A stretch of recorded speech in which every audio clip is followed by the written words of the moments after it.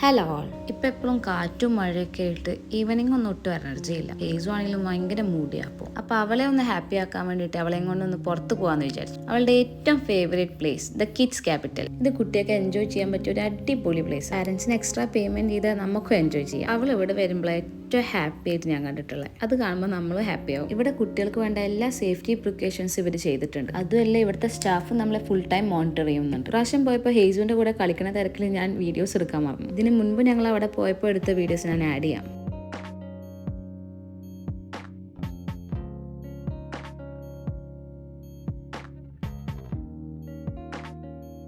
അങ്ങനെ കളിയൊക്കെ കഴിഞ്ഞ് വന്നപ്പോഴേക്കും ഞങ്ങൾക്ക് വിശപ്പിൻ്റെ വിളി വന്നു. അങ്ങനെ ഞങ്ങൾ നേരെ കല്ലൂരിലേക്ക് വിട്ടു. അങ്ങനെ ഞങ്ങൾ ഫ്രാങ്കീറ്റ്സ് പോയി ഫ്രൈഡ് മോമോസും ലോഡഡ് ഫ്രൈസ് ഓർഡർ ചെയ്തു.